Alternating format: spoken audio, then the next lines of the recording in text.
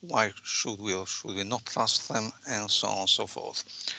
This work with a lot of other people, mostly at the Center for Software Reliability at City. Zin Yuzhao, for instance, was with us, is now in Liverpool. And I had a very difficult task deciding what I should say. Consider that,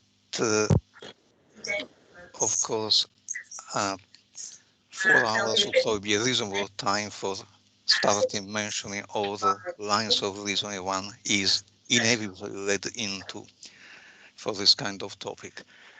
One thing, Stuart, is I think if there are clarification questions along the way, please do interrupt me.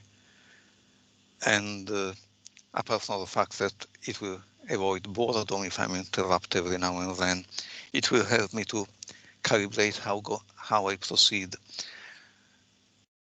Okay, will do. So, carry on from there. What is the outline of the talk? Okay, I'll mention what the problems are and what are the merits or demerits of various approaches people apply. And I'll talk about some ways of reasoning that we're starting to find interesting, positively useful. And parts of this talk are almost identical to one that I gave in February for the IFE working group on dependable computing and fault tolerance. What has changed radically? Well, of course, we have some new thoughts since then, but I also try to put in quite a bit on what does this all mean, because it usually gets lost in it very easily gets lost in the process of working through mathematics and through the polemics that accompany this kind of choices and decisions. So, rushing ahead, why do we want quantitative probabilistic assessment? First of all, of course, lots of people use it. That doesn't mean that it's a good thing to use it. But how valuable is it? I think mixing a bit my opinions with those of others, giving very accurate predictions is generally an unlikely result. But simply because predicting the future tends to be difficult. On the other hand, trying to reason in a rational way with mathematics about intuitions and hand-waving arguments helps a lot to hold us on the straight and narrow of actual rational thinking and to discover when we're going off track. Mind you, there are a number of people who think that in the practical situation of work on critical systems, almost any kind of quantitative analysis is dangerous. It invites people to make up numbers, it distracts them from the task of making things safe. And of course, I'm completely against this viewpoint. Of course, you need to invest in essential things like good hazard analysis and designing properly, and so on and so forth. But your requirements in the end will always include, well, we tend to include something that is a quantitative requirement and is often one of the few parts that are clear. I want, as a result of introducing this, for instance, autonomous vehicle, I want the number of people killed on the road to decrease by 50% within 10 years. That might be one of the promises you read in the literature from the vendors. Well, trying to understand whether that target is likely to be satisfied is pretty important.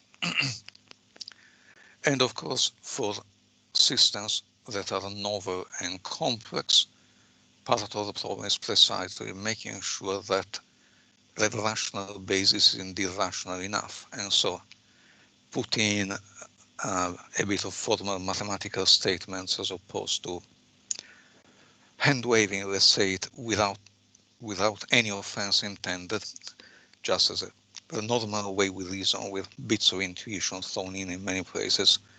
Putting this extra formalism is useful.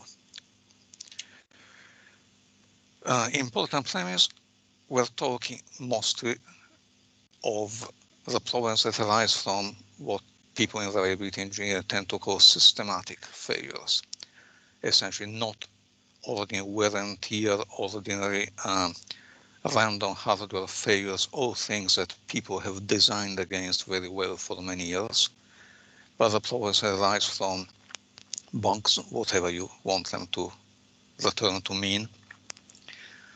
The fact is the machine learning that is core to so many autonomous systems may go wrong in puzzling ways. The fact that in design you may have made very false assumptions about how your system will interact with other systems in practice. Other systems for the vehicle, maybe people, maybe other autonomous vehicles, maybe the animals on the road, etc. So what systematic failure means in practice in the culture is reasonably described here. There are situations that you typically don't know in advance in which the system will fail or will be very likely to do something badly wrong, as opposed to having a certain probability at any time, independent of most of the operational situation, to go wrong because, say, a tire bursts. So I should probably skip this one, but for this audience. But essentially, of course, we're all concerned about the fact that the machine learning core of so much of autonomy is such that it undermines an essential part of standard verification and validation methods, that is, understanding that I've designed this thing to be built this way because I want to behave that way, and I can to some extent prove to me that it does it. I may be mistaken, but the general idea of why it behaves properly is there. We don't have it with machine learning. Another aspect is that, as in all complex systems, the safety level that we think we achieve is achieved by the interaction of lots of redundancies, diversity of sensors, of processing, etc. Something that definitely reduces risk, but is difficult to quantify. At CSR in City, we have worked for 20 odd years on helping the nuclear sector to sort out this kind of assessment in a much simpler context than the one of autonomous vehicles. So there are difficulties there. There are also other difficulties, like, for instance, depending on where you set the system's boundaries, you find that there are extra problems that if you focus just on, for instance, the vehicle by itself, may be ignored. But I will not talk about them in this presentation. I will just assume that we can talk about the vehicle by itself, and keeping in the back of our minds that, of course, many of the ideas apply and many of the problems exist redoubled, maybe when you consider a more extensive view of what is the system. Still rushing through an introduction, what is the quantitative requirement we're talking about? Well, you don't need to have a single requirement, of course, but a core one tends to be, we want autonomous vehicles not to kill too many people, kill or maim or do so too much damage to other vehicles, but the number of fatalities is a standard reference for obviously good reasons. And yeah, an autonomous vehicle, people tend to say, should be at least as good as a human. Very interesting facets of that concept, because we have a pretty good knowledge of what's the average fatality due to human drivers of the order 1 per 100 million miles driven, let's say, US statistics that we can pretty much trust. But of course, that includes a minority of drivers that are incredibly more dangerous than the others. So from a sense of fairness to themselves, the public will probably want our autonomous vehicles to be as safe as the safest drivers. No, maybe as safe as a pretty good driver, which may raise the bar by another 10 or 20 or 100, one or two orders of magnitudes. But we can keep these numbers in mind for the time being, just for reference. Two important points here are, of course, that there are, for instance, pretty reasonable studies that point out that waiting until autonomous vehicles will be this good will let a lot of people be killed in the meantime that could be saved by just letting on the roads. Autonomous vehicles are very far from ideal. Maybe even those that are being tested now will be safe enough to start, if deployed in large number, to start reducing fatalities on the roads. So to trust that argument, you need to trust pretty speculative modeling on the other hand. And on the other hand, from the point of governance, you might wonder whether this reduction of risk will be accomplished at the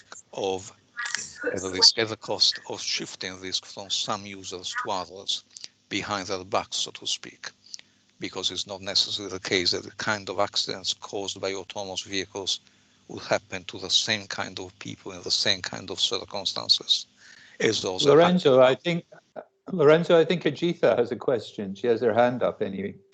Please go ahead. Hi, Lorenzo. Hi. Sorry, I'm going to turn on my video as well. Otherwise, it might seem a bit odd to you. So I think Andre had a question before me in the chat, but since Stuart said I can go, I'm going to go. So the quantitative requirement you presented, you're presenting right now is over all autonomous vehicles. So what I imagine the quantitative requirement, I think it's important to have quantitative requirements over all autonomous vehicles. But I thought we would start off with quantitative requirement for a particular vehicle and then see if we can then satisfy aggregate requirements over all vehicles, rather than starting off with, on average, over all vehicles, we would expect 10% less fatalities than human drivers. The attitude, I think, tends to be this, that the rate of fatalities is a reasonable reference point. You may want less or more. You may not want more fatalities, you know what I mean. But my point is that if you have to set standards, if you are the regulators, needs to set standards, a way of doing it is to say whichever companies bring whichever new vehicle to the market should aim for their vehicle to be within this ceiling of acceptable risk that they add. Because in the end, these numbers can be referred to anything you want. Of course, they are an average of lots of things in the real world from which they are derived. But the way we impose a collective target is to impose the same target on everyone. So you have the collective target, but you also need an individual target which you can later verify against the collective target, right? Yeah, so the individual target will be, for your car, you have to aim for this level of safety. This, for instance, say no more than one fatality within 10 to the 10th miles. How this will be verified is an interesting question in case you are selling a specialty vehicle which will never be driven for this number of miles. That's one of many open questions. But if you want a kind of fairness to the public, you'd want to make sure no matter which vehicle they buy, they are accepting roughly a risk that is within this maximum allowed value. Thank you. Thank you. Okay, so Andrew wants to ask his question at the end, so carry on, Lorenzo. Okay. There are essentially two ways that can be mixed, as always, of predicting risk, predicting safety. At one extreme of the range, that is a clear box approach in which you describe the likelihood of any kind of component or subsystem in your system doing something wrong, and what will be the effect of that on the rest of the system, whether some other subsystem will prevent that failure from causing an accident, and so on and so forth. This is very useful for guiding design.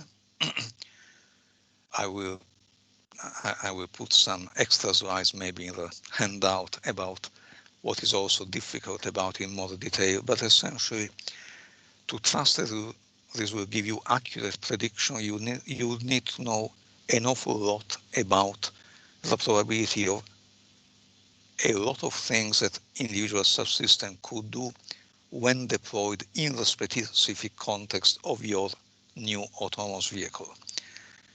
So very useful for guiding the thoughts of the designers, very iffy from the viewpoint of being sure that we get useful predictions.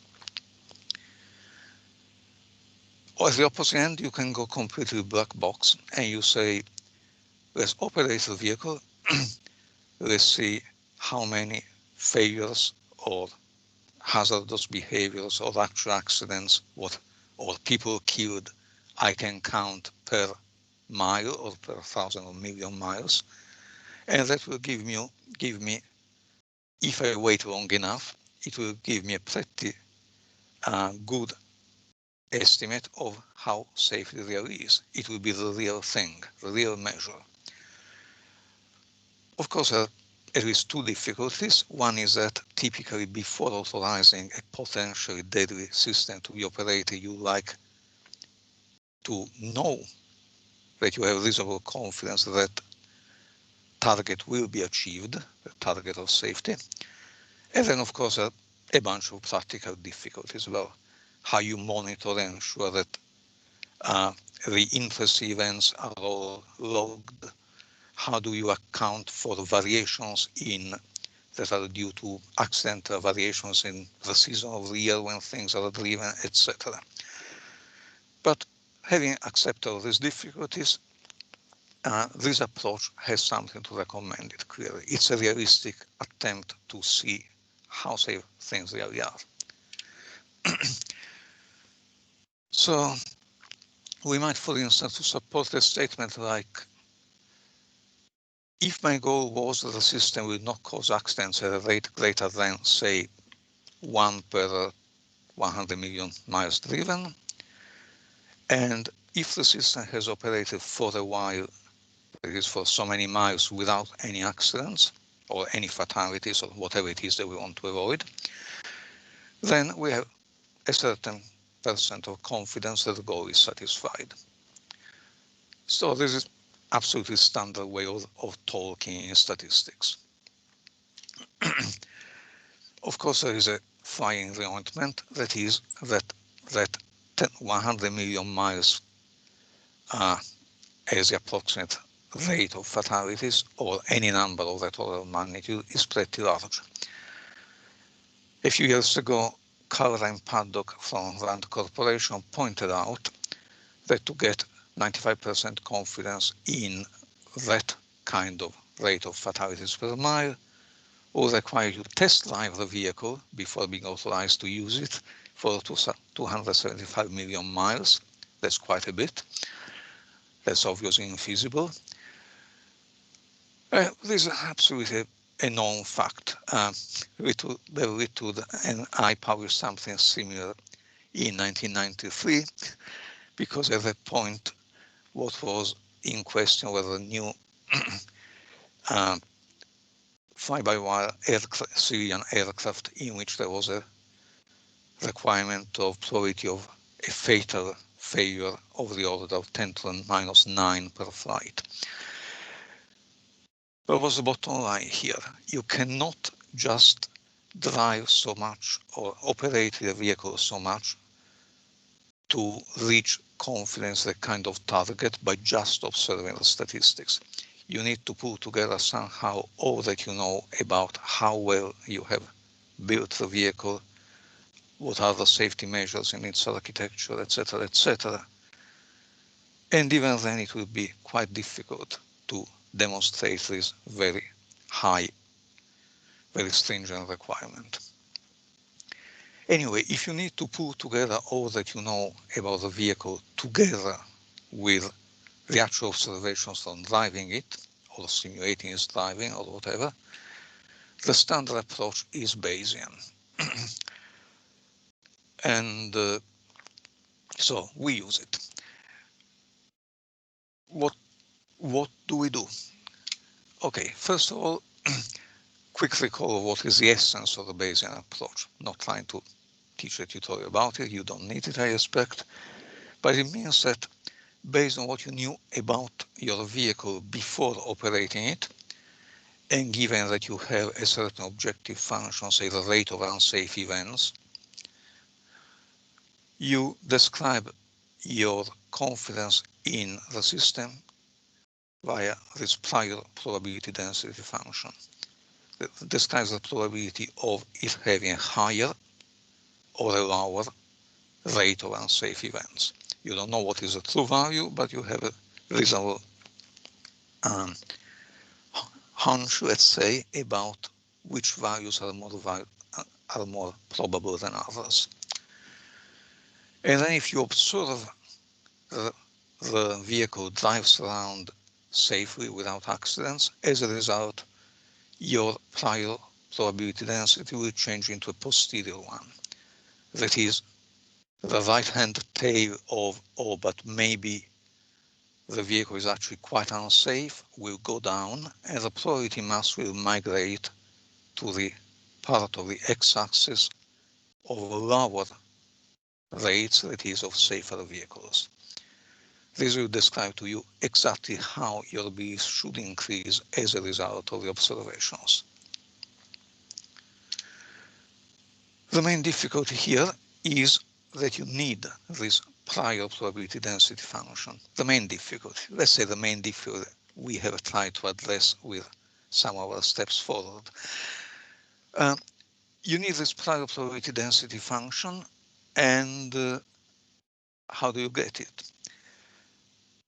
Keep in mind your assessor can certainly be an expert on how these vehicles are built and so on and so forth, but it's very unlikely they know all of this, that they have a clear scientific understanding of the trust of those probabilities, of a certain probabilities having various values. What handbooks of safety engineering quite often tell you is, oh, okay, we know that's difficult. Do something that is usually a good approximation. Pick a function for your prior that is commonly used because it's easy to deal with mathematically, and you'll probably not go far wrong. Well, we contend that it's quite dangerous to pretend that you know something just because picking that particular function from a handbook is easy. If you don't know by how much that pretend knowledge differs from your real knowledge. So we invented what we, after some attempts to find a name, called conservative Bayesian inference. We don't ask the assessor what is your complete knowledge about the probabilities of various different values of that probability of unsafe event or rate of unsafe event. We ask, give us something you are pretty sure you know and you can write an argument about which the regulator can take seriously and agree with you. There's no point in proving something yourself alone if you cannot argue with somebody else that there is scientific basis. Once you can give us that, we'll tell you of all the possible prior probability distributions that you have allowed by setting this small piece of information, this constraint of them, what is the most conservative prediction that we can make about safety after observing that amount of safe driving, of accident-free driving. So essentially, we help a lot. We put a lot of mathematics proving various theorems under the hood. Nobody needs to see them. So a quick example here. Let me just describe it directly in terms of these plots. What are the parameters of this kind of modeling? We're talking about, we want a 95% confidence, for instance, that the overall system is better than something to the order of these numbers here. So my question is, how many miles we need to drive without accident in order to reach that level of confidence in that claim. That is on the y-axis.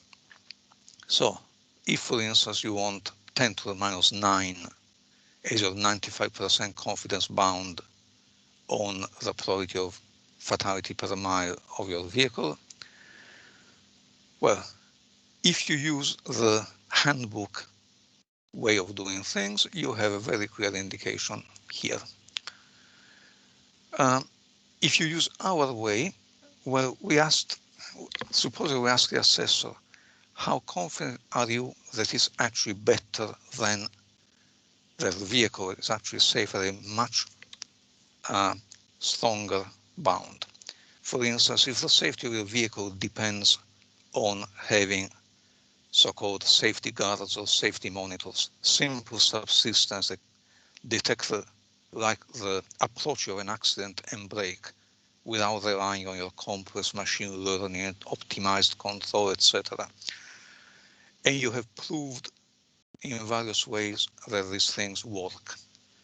And therefore, experience from the past tells you that it's pretty likely that they will work, always. Then if this pretty likely translates in 90%, then you are on this curve here.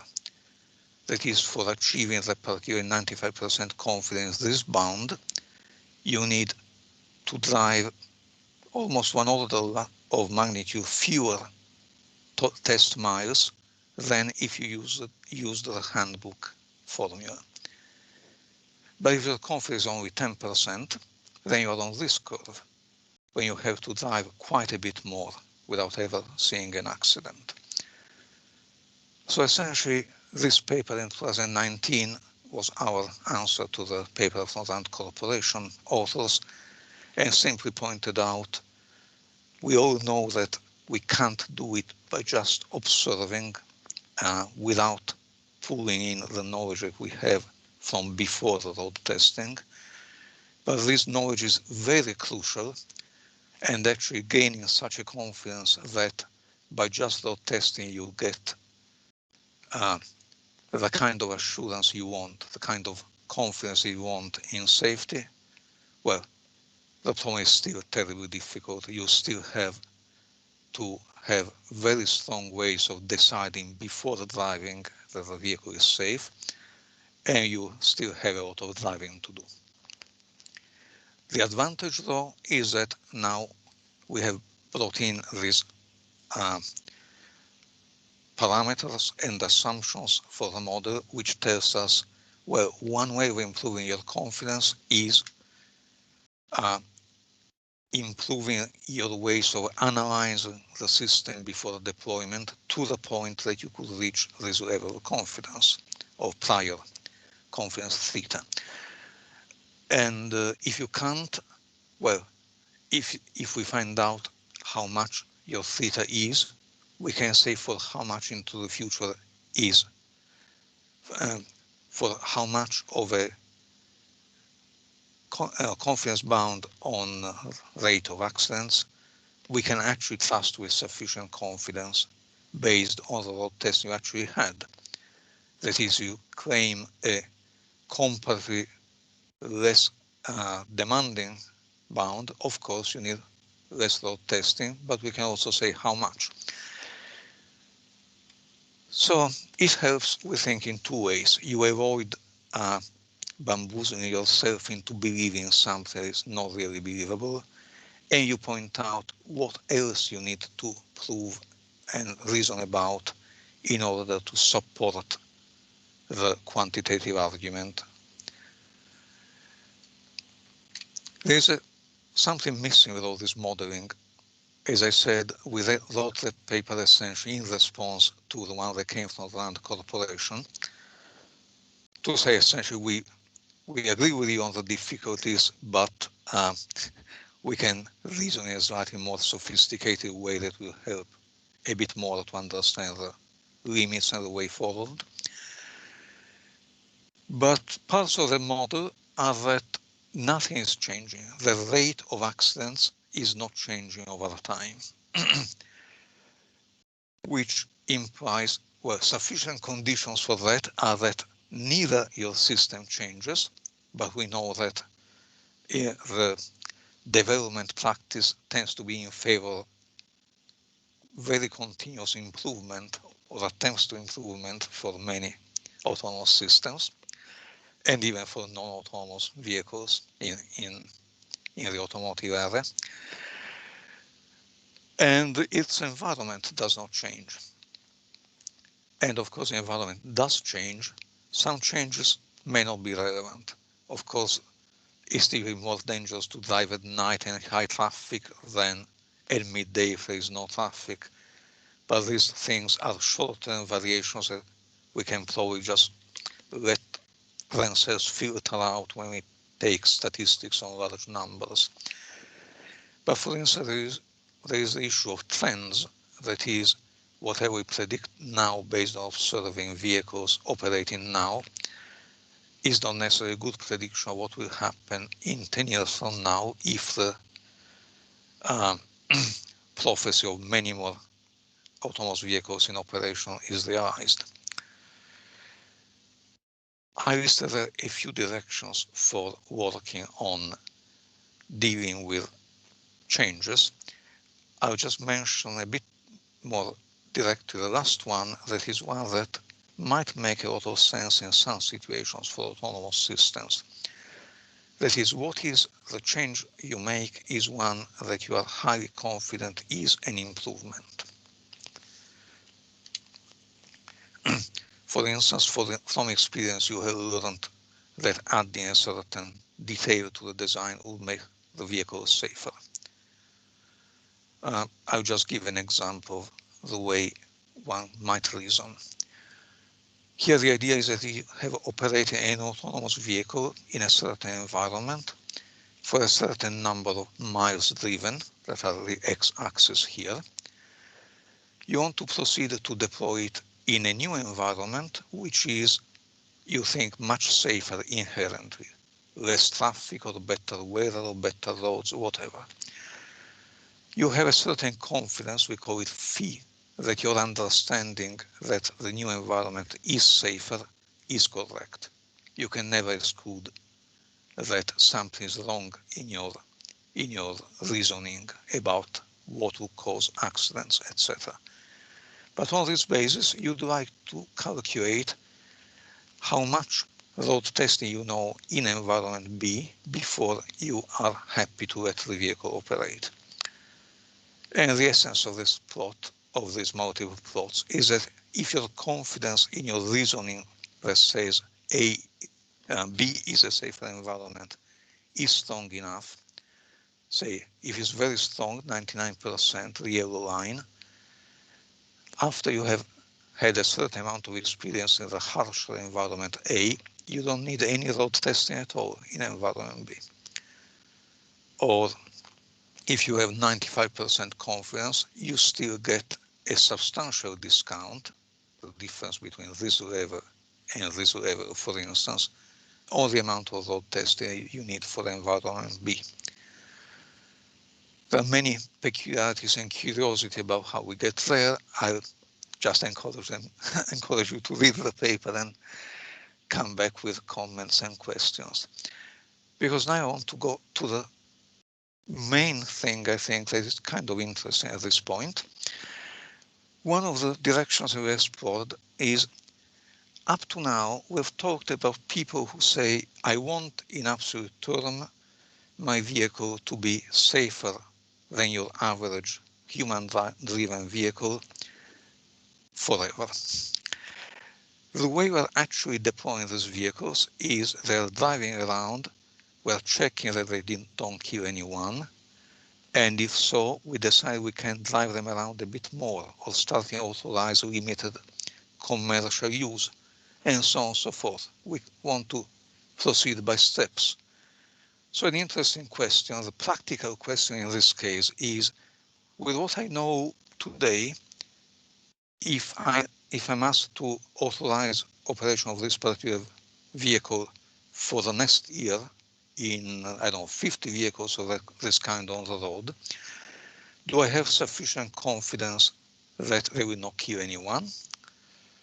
So that's the real measure of interest after all. We're not interested in things like rate of failures for their own sake. Those are just parameters that describe how we can reason for this prediction. So a quick example again is, suppose that your prior probability distribution that we discussed before includes the fact that you're quite sure, probability for instance 90%, that the vehicle that you deploy will have a very low, 0 or close to 0 probability of accident per mile driven, for instance.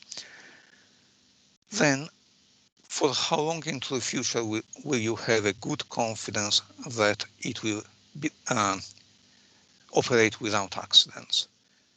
On this axis, the y-axis is the probability of operating without accidents for a while into the future. So the probability of having accidents for some during a certain period of operation into the future. And interesting, a simple version of the model gives us confidence about the future as in terms of the ratio between future operation and past operation observed without failure, or without accident. So for instance, take this point.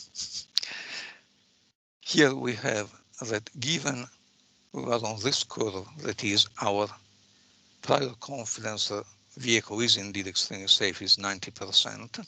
We have verified everything very well with ways that we know we can usually trust. Then I can have only 5% risk, well, slightly more, that it will have an accident during next 5 times as much operation. I had 1 vehicle month of operation, I can trust 5 vehicle months into the future. By proceeding in this way, of course, I can bootstrap my confidence, because if I operated for 5 times as much into the future, I will have accumulated more evidence that is safe, and so on and so forth. Sorry for jumping around. Here I want to insert a few considerations of what this kind of reasoning is about. Excuse me for skipping provisional slides. So the typical form of our considered Bayesian argument has some prior confidence the system has very low probability of failure on demand, or mishap per mile, or something like that. So this is the axis. There is a pretty high probability we tend to call P sub P, as in probability of perfection, of being this good. And it has a certain probability of not being that good as a result. However, this P sub P is what we get from the assessor's argument. This is what needs to be argued. Then, in our conservative reasoning, we say the remaining probability, 1 minus P sub P, belongs to any value of the PFD spread out anywhere on this axis. Our theorems tell us what is the worst case from the point of future probability of accident in the next so many years, vehicle years, and it turns out that that worst case distribution always consists of one extra point of the probability mass concentrated there, in addition to the point about which the assessor gave a clear argument of why it has probability P sub P. On that basis, the probability of having no accident over the next D demands is a weighted sum. A certain weight goes to the probability that is approximately 1 of having no accident over the period into the future, plus a complementary probability of how many accidents, of the probability of not having accidents due to this very far from zero, very unknowing value of the probability of failure per demand per mile. So essentially what we're doing there, we're describing the whole gamble that is taken in operating this new vehicle.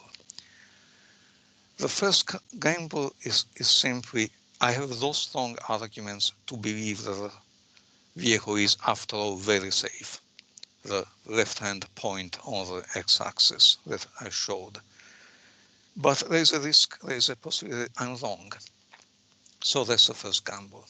Am I really driving a very safe vehicle that I thought, or a vehicle that for some reason is much less safe, maybe much less safe?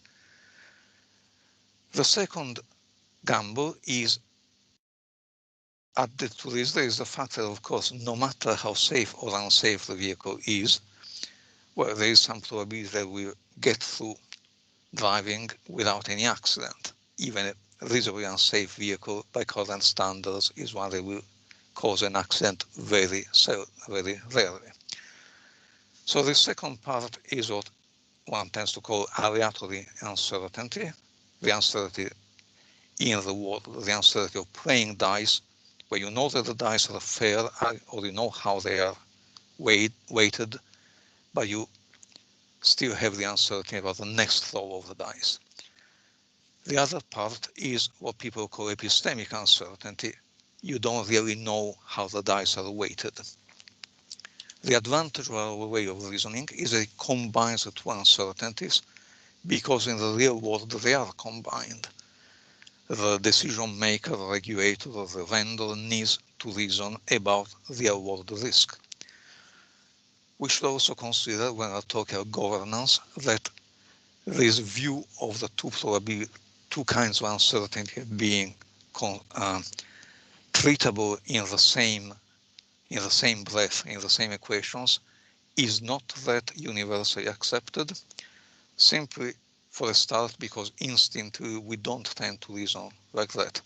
Most of us are much more skittish about accepting a gamble that includes, we think, epistemic uncertainty than one that is just about accepting the luck of the draw, the roll of the dice. We have proved in some interesting studies that, and not only we, that this is often just a matter of how you present the questions to people. You can make the perception that they are being given this unfair problem with unknown probabilities appear or disappear, this perception, depending on how you set the question. Nonetheless, governance has to do with understanding what people want, the variation between what different people want, and finding rational but also socially acceptable ways of dealing with it. A third point is this Bayesian inference. People often say that in Bayesian approaches we're talking about subjective probabilities. I think that's a very dangerous term. It gives the impression that anything goes. It just people can throw in their gut feelings.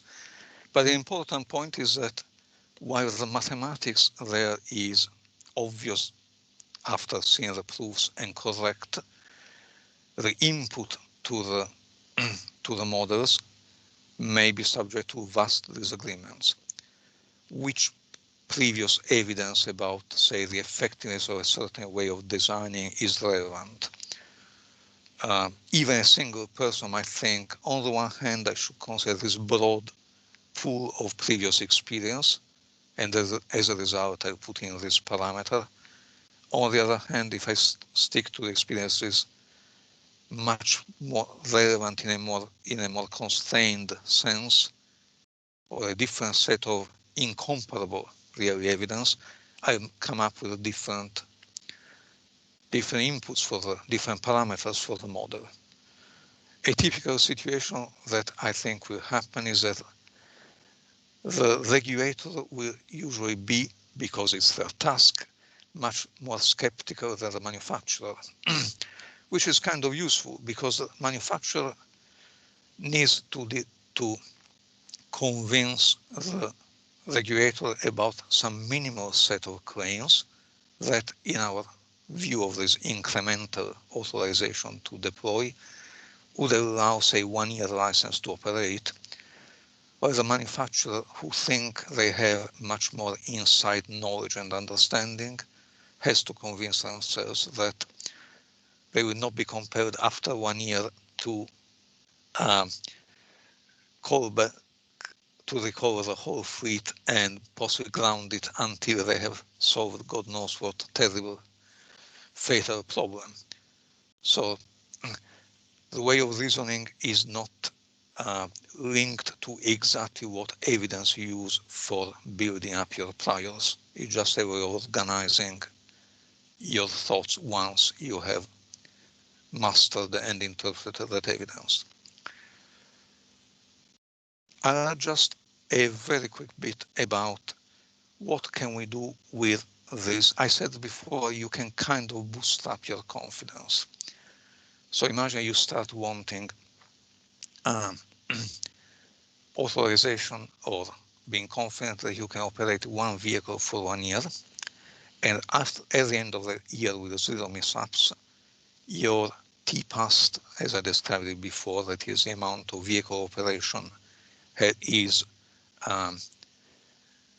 1 vehicle year, and if you are in the particular situation of P sub P equals 90%, that was in my example before, just as an example, you'll be happy then to operate for 5 more vehicle years.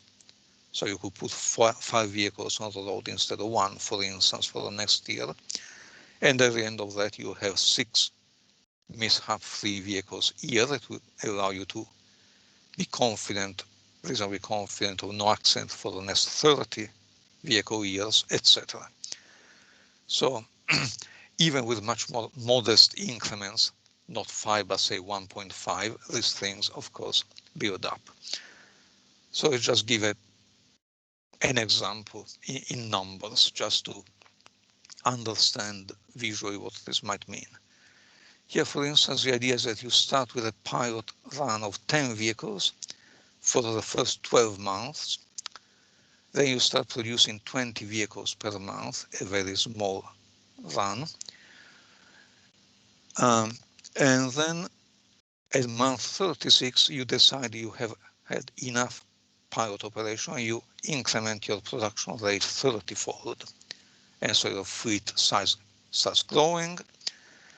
When you stop production, the fleet size will gradually stabilize because when you start retiring vehicles through age, the fleet size will stabilize, and after you stop production, it will dwindle and become 0 in due time. What I've depicted here is what I call the confidence horizon.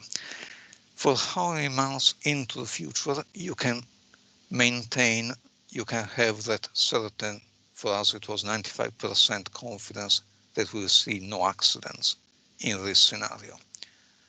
And the interesting point there is that pretty much you reach the point in which your confidence horizon equals the residual life of the car. You have 95% confidence for the rest of the operation.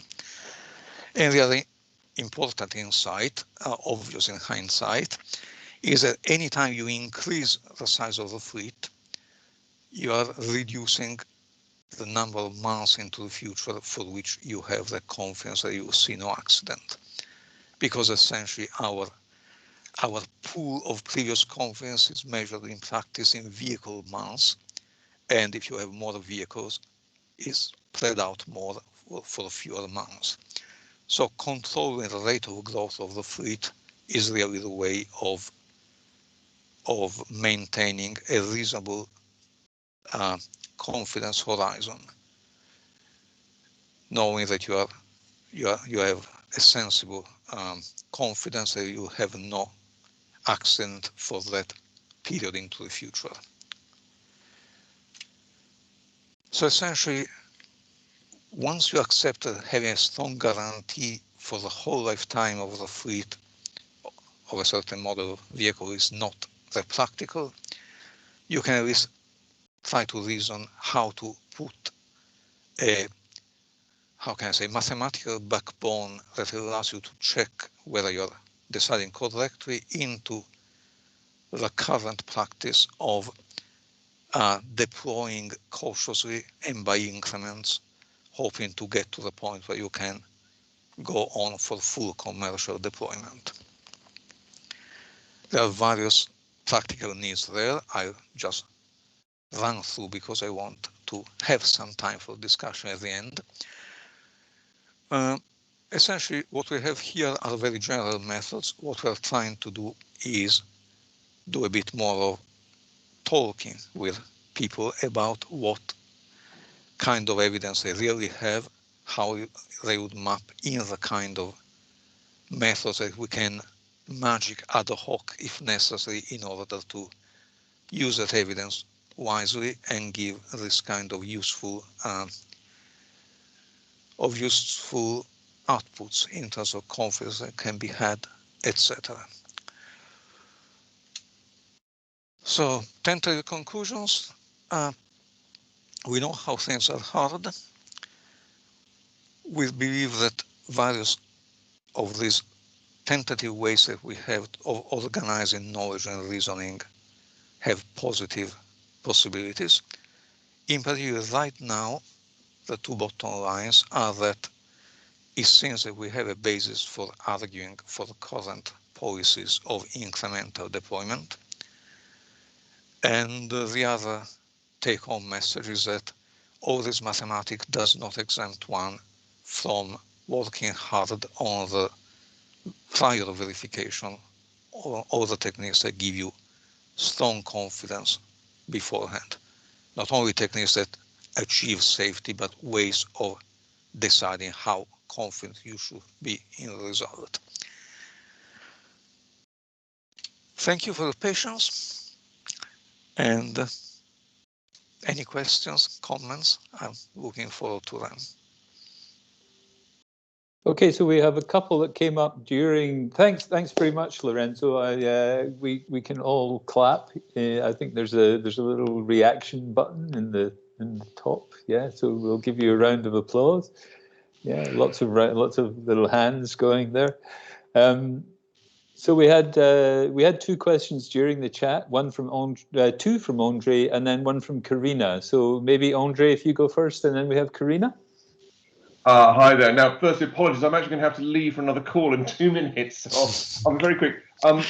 We, as I think Ram knows, we're doing a lot of work at MPL with the CAV sector on sensor assurance, and it was interesting looking at this in the context that there was a sort of periodic assumption of change. The challenge here is the situational awareness system also has its own. Often its own form of machine learning in it, and also sensors degrade in ways that aren't well characterized. We're actually doing work with people like the Met Office to try and overcome some of those problems. But this in itself is a problem of being able to test the decision-making aspects of any self-driving vehicle. So I suppose I'm sort of raising that as a challenge there. The other question I was going to ask, and I'm happy to continue this discussion because we're involved in the governance node anyway, so I'm happy to do that in another session. And the other question I was going to ask was also about confidence. And one of the things that we've observed in discussions we've been involved in on assessment of safety is the perception in the public mind of what is safe. So near misses are also important to understand, not just actual collisions which might cause someone to be hurt or fatality, but near misses and smaller things, smaller incidents as well. And so I was going to ask if you considered that or factor that into the thinking here. Absolutely. Okay, two things. I'd be very happy to talk at another occasion about the sensors, about near misses. The mathematics works with any kind of events, of course. In safety, we don't want to talk just about accidents usually, because we're interested in avoiding a whole set of hazardous situations. It would be too difficult to reason about when is it after doing the stupid thing of creating a hazard, we are also unlucky and get the accident. The statistics that we have about traffic tend to be about accidents, and that's where all this input comes from. Yep. Clearly, as you go forward, for instance, we have lots of simulated testing, and we have incredibly intrusive cameras in vehicles. It may become possible to actually have real data about these really more important kinds of events. And we definitely want to do that. Okay, thanks, Andre. I think you said you have to go. Yes, is that true? Yeah. Okay, so we can't continue that one. So, Karina, would you like to ask your question now? If you're just unmute and go ahead. Yeah, thank you so much, and thank you so much for a wonderful and detailed talk about this model. So I'm curious about whose trust we're talking about. This is a problem I have in general about the term trustworthy and trust, because trust is really inherently like a psychological term. So it is by definition almost subjective. So when we're trying to model it in terms of Bayesianism or in terms of rational agents, somehow there is a mismatch of what trust means and what trust is.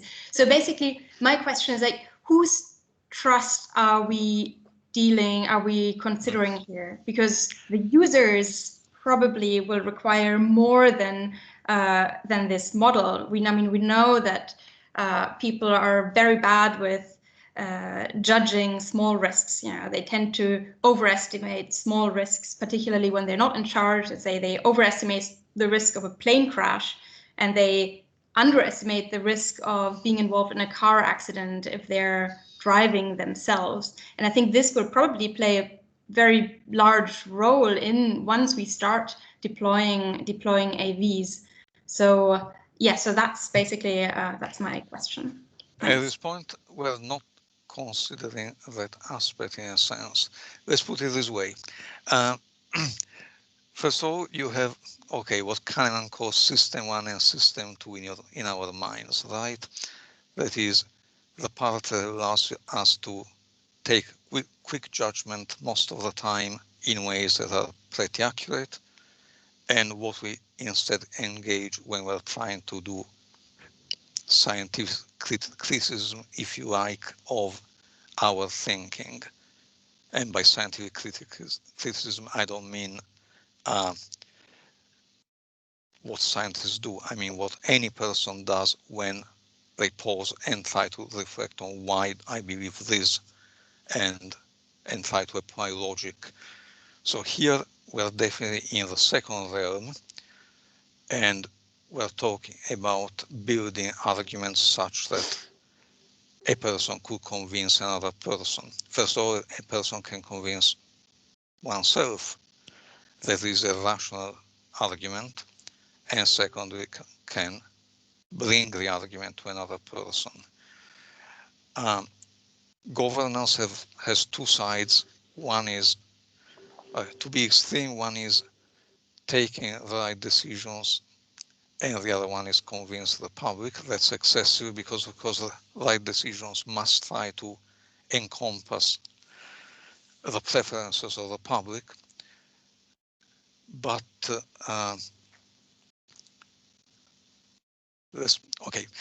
The short answer was, there is the trust of somebody who is trying to apply rational arguments and verify them in the ways that our limited minds can. The other aspect might be, is enough from the viewpoint of giving trust to the public? And no, the psychological side we have not considered. I'm quite a fan of Gerd Geranzer, for instance, who has published various handbooks on how to help people reason about probabilities without university courses. For instance, if you go to there's a risk calculator on some the British Medical Journal site for how likely is somebody to have COVID if they test positive. And the reason I mention it is that it applies one of the simple lessons that if you give people the right pictorial representation of the apparently abstruse Bayesian argument that is required for assessing the risk of a particular patient, then they will generally understand it very well. Your medical doctor that usually gives completely wrong answers will be able to advise the patient properly. And so I think that for this kind of reasoning as well, we have not done it, but for reasoning about risk in general, there is a lot that can be done to to bridge this apparent gap between the specialist and the public, provided one is not condescending and says, oh, the public will only respond to appearance in an irrational way. Stuart, do you have time for just a tiny follow-up? Sure, of course. Thanks.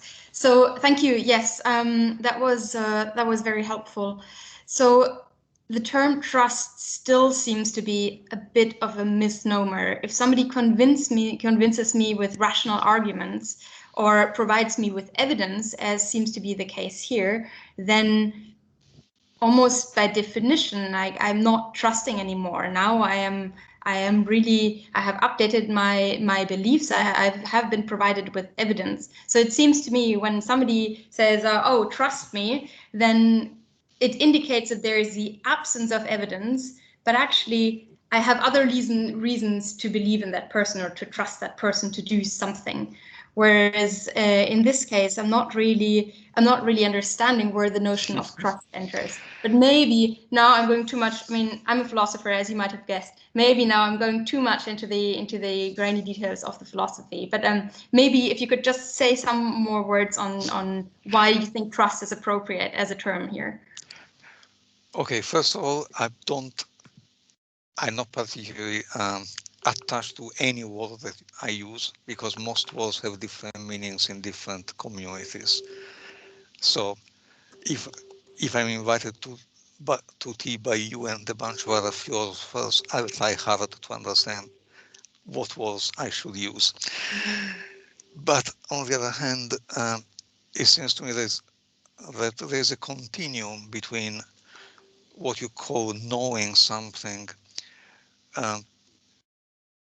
Okay, simple example. I tell you, trust me that the used car I'm selling you is good.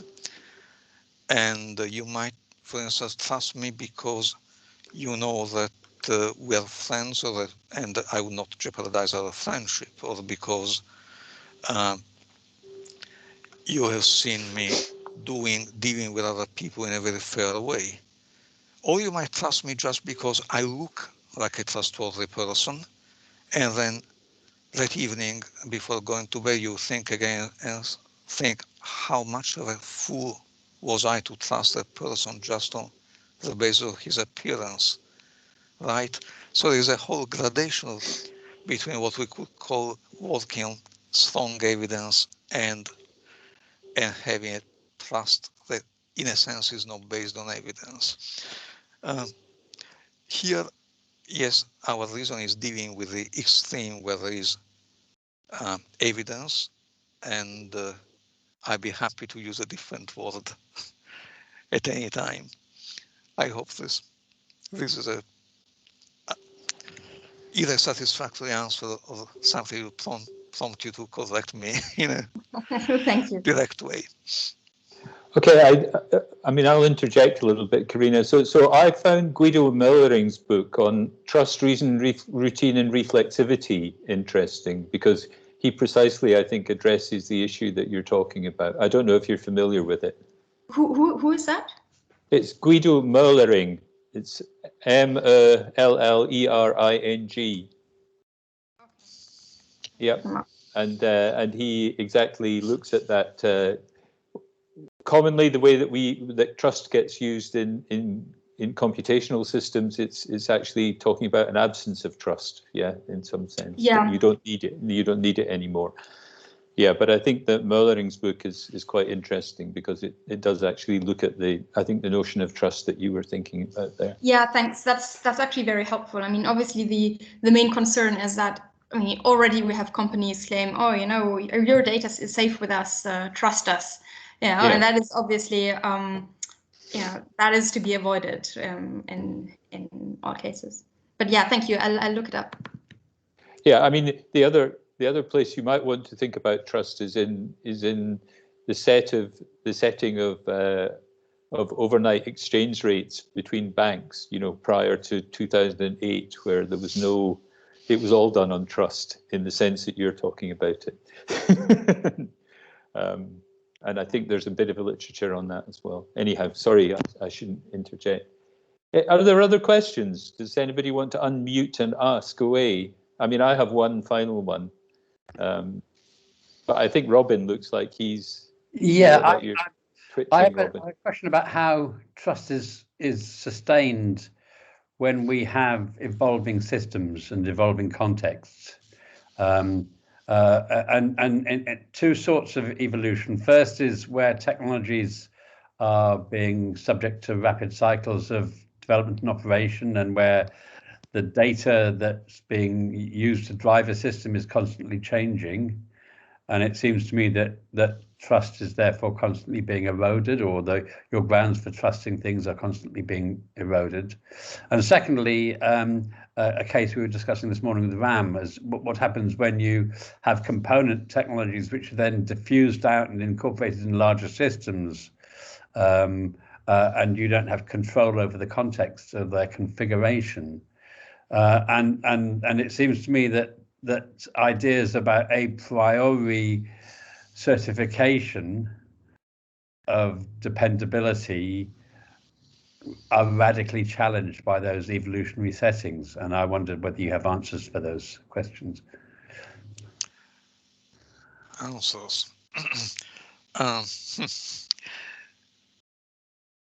It seems, okay, perhaps because I'm getting old and I'm old-fashioned, but it seems to me that the companies that demand us to trust that things will be good after they have taken away the evidence that they were good should not be considered particularly trustworthy. No, okay. Something we have done in one of the papers I put in the next few slides. I pass on the slides so that they can be distributed. Is a recent paper in which we discuss some examples of cases in which you might maintain that a newer system is very likely to be better than an old system, or at least as good. The general situation instead in which we're just asked to accept that things will change continuously and we should generally trust the result, it seems to me that the way of building rational arguments there must depend on some argument that some invariants are preserved. That invariant might be, for instance, that the additions to the system are indeed improvements. And that is something that cannot be demonstrated by data from the system itself as it is improved now, it must have some sensible argument based on how attempted improvements have worked in the past, how often these changes were changes for the worse, and so on. Or alternatively, there may be some argument about there is some backstop. There is some, for an autonomous vehicle, there is some safety subsystem that will substantially not changed by the change in everything else that I'm asked to accept. That's a difficult argument in itself, because how much safety subsistence improves safety depends very much on which way the rest of the system decides to misbehave. That may change with changes in the system. So I think the short answer is, A, I agree with you that we have big gaps there. B, we are doing some thinking about those.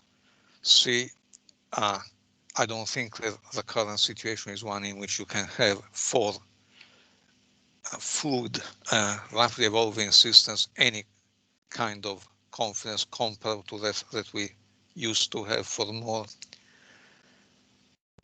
static systems.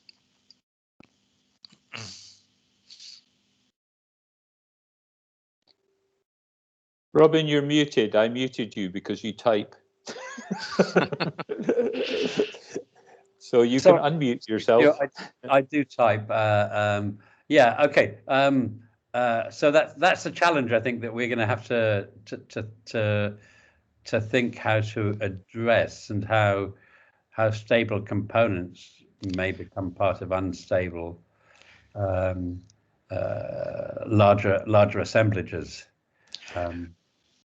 It seems to be a circumstances that very good for generating what I'll call Perrovian risk, after Perrow's normal accidents book. I think that, sorry, I mean, even now we have very serious problems with systems that do not evolve. They have been found to be safe enough, but the components, once you get into it, is a spare component. The component is different from what it was before, because the manufacturer of a chip or of a subsystem has decided to produce improvements that invalidate the evidence you had before.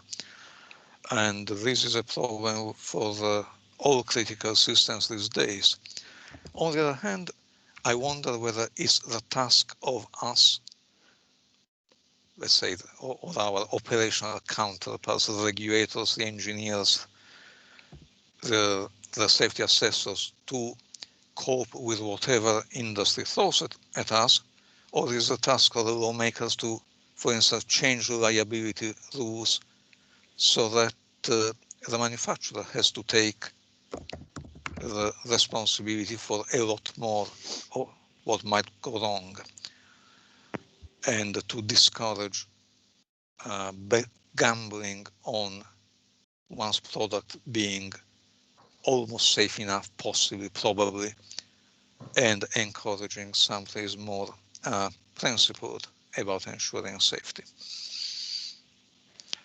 It is the same discussion that is raging about security in some circles, at least now, that while we live with incredibly insecure infrastructure, still the law is not such that people build that infrastructure have to take substantial responsibility for it.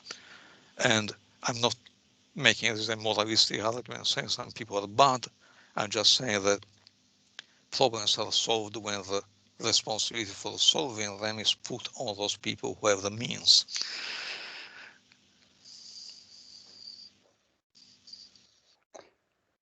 Very interesting. I mean, the other feature is if systems are becoming more complex in the way that Charles Perrow described, and if you read his book, you'd believe that failures would become more frequent. But actually, if one looks at a field of technological activity, it seems to me that we're not seeing increasing frequency of high severity events. And I'm wondering whether one can make arguments about kind of whole ecosystem technological systems rather than specific technological systems. I think with this overgeneralizing, I mean, while I was a great fan and still a great fan of Perrault's book, I really liked the somewhat polemic paper by Nancy Leveson and the other name. Sorry. The title was something like Normal Accidents and High Reliability Organization, which was, as you know, another buzzword or buzz phrase of some time ago, still going strong. And it is essentially a paper of engineers against sociologists, I would say, that urge people not to try overgeneralizations, but work on reasoning about the individual system. So Lorenzo, maybe I can, if nobody's got any other questions, I'll ask my final question, shall I? So we're where we are at the moment, yeah, with the boss of Volkswagen announcing that they don't make cars anymore. What they do is they produce minimum viable products that will evolve. And so really what you've talked about is looking at where we're going or the end point. But how complex is it going to be to get there? Because, you know, we've already seen spates of small accidents happening where drivers drive into autonomous vehicles because they're more conservative at junctions. Mm-hmm. We have things like risk homeostasis, operating, where people introduce automated systems and drive closer to one another because they have ABS or proximity control or whatever. So how difficult do you see the transition being, and what methods do you think are going to be appropriate in that situation where we transition, let's say we transition from kind of level 3 to level 4 to level 5 autonomy, and there's some kind of big scale mixed economy in the middle, which seems to me to be actually substantially, it seems like more treacherous waters than either the beginning point or the end point.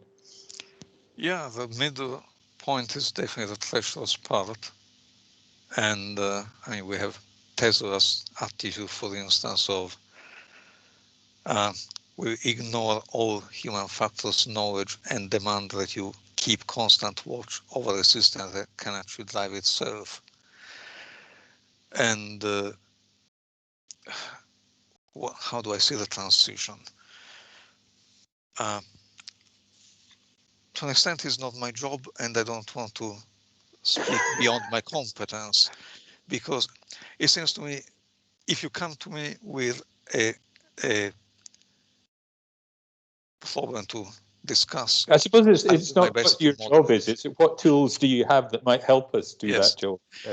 It seems to me that the essential part of what makes sense to do now is a lot of simulation of scenarios in which these mixed ecosystems exist, and you need to do a lot of what if reasoning about how for instance, the culture of interacting with self-driving cars or with driver assistance will evolve.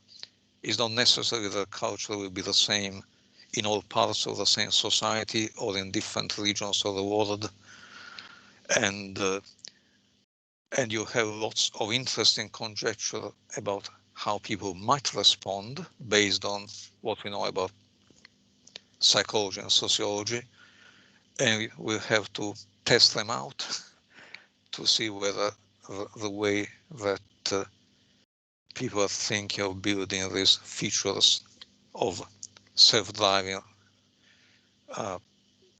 whether this way of building those features will integrate in a safe enough way. So. Okay. So that you touched on something that would be one of my other questions, which is a kind of follow-up to this, which is about the role of simulation. So if you look at, say, something like Waymo, then they amplify their already substantial number of driven miles with really massive numbers of simulated driven miles. But what do you think the significance of those is when, in fact, those simulated miles may very well be being used to train the machine learning components that are actually inside these cars? Yeah, it would be nice to know that the way these things are used makes sense from the viewpoint of verification and prediction. Yes. So if there's a lot of mixing between the two, there may be interesting pathological results in terms of predictions. Yes. But you probably answer yourself, therefore. Maybe this is a question we should be looking at in the TAS governance node. That would be quite interesting. I really like to see more of how your own activities can proceed. Okay, so unless somebody puts their hand up right now, yeah, I think we can draw to a close and let Lorenzo go. He's already been here for some time. And thank you, Lorenzo. That's a fascinating talk, and thanks for circulating the slides. It's an auspicious start to our TAS Governance Node seminar series, and thanks very much. And I hope we'll see you again soon. Yeah. Thank you. Stay hopeful for me, and thank you all. Thanks. Bye now. Bye-bye.